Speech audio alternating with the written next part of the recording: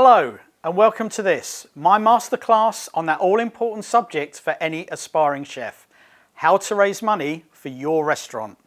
My name is Woodley and I've been involved in this fascinating industry for over 2 decades. Now, having financed my first restaurant 20 years ago, I quickly got the drive to help people realise their dreams. And what I mean by that is helping people like you raise money to open their first restaurant.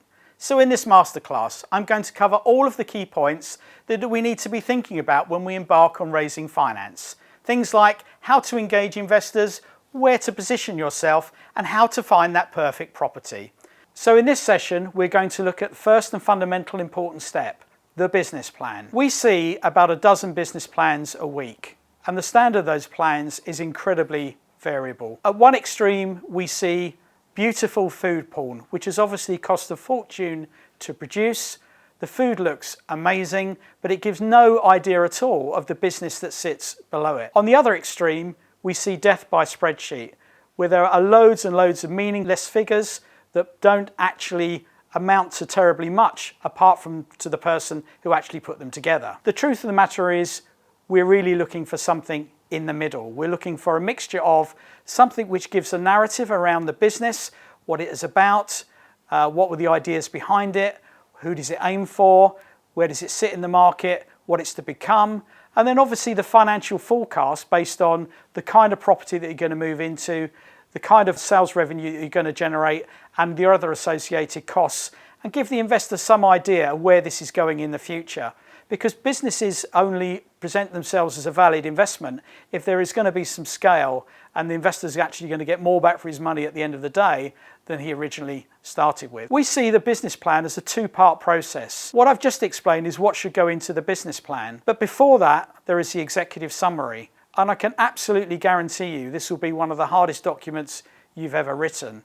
It's taken all of those ideas and boiled it down into 2 pages, and that we think is the perfect length. Now, before you panic and think, yeah, but there's loads of other things I could have told the investor, you've got to look and say, okay, but what is this executive summary supposed to do? What it does is a call to action, because an investor who's already very busy and being inundated with business plans from all and sundry just wants a quick snap of what you are about.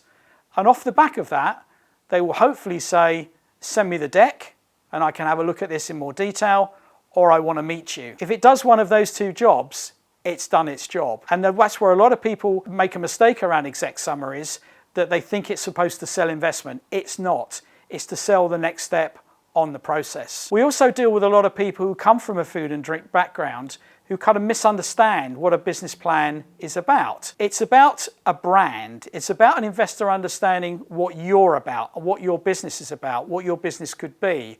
What it isn't is an operational manual.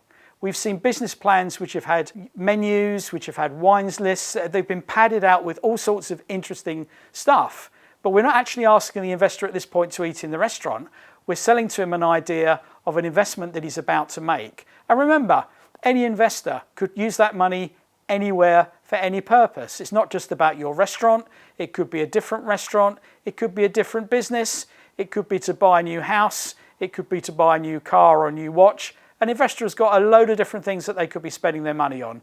Your plan, your message is to say, Mr. Investor, this is where we think you should put your cash so that you have an opportunity for that money to grow in the future. So there we have it.